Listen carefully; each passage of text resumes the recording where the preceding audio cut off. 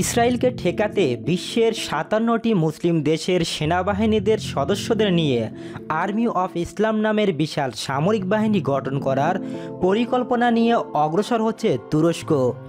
এ সিদ্ধান্ত বাস্তবায়ন হলে ইসরায়েলের আগ্রাসন প্রতিহত তো করাই যাবে, এমনকি সেখানে হামলা চালানোর সক্ষমতাও অর্জন করতে পারবে আর্মি অফ ইসলাম।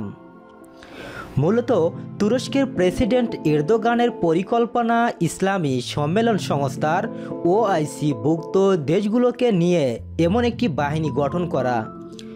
মুসলিম বিশ্বের দেশগুলোর জোট ইসলামী সম্মেলন সংস্থার সদস্যভুক্ত ৫৭টি দেশের জনসংখ্যা প্রায় ১৬৭,৪৫,২৬,৯৩১ জন।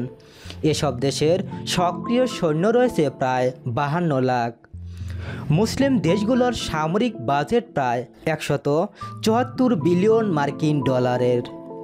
অন্যদিকে ইসরায়েলের মোট জনসংখ্যা প্রায় ৮,৪৯,৩১৪ জন। মধ্যপ্রাচ্যের এই দেশটির সক্রিয় সেনা রয়েছে ১,৬০,০০০, বার্ষিক সামরিক বাজেট প্রায় ১৫ বিলিয়ন মার্কিন ডলার। ওআইসির সদস্য দেশগুলো যদি এই সামরিক বাহিনী গঠনে সম্মত হয়, তাহলে তা ইসরায়েলি বাহিনীর চেয়ে অনেক বেশি শক্তিশালী হবে। একই সঙ্গে ইসরায়েলে হামলা, এমনকি দেশটি দখলেও নিতে পারবে এ বাহিনী।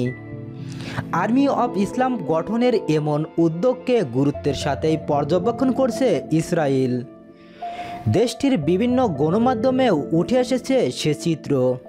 বিশ্লেষকরা বলছেন, অঙ্কুরেই এমন প্রচেষ্টা বন্ডুল করে দিতে যে তারা মরিয়া প্রচেষ্টা চালাবে তাতে কোনো সংশয় নেই। ধন্যবাদ এতক্ষণ আমাদের সাথে থাকার জন্য।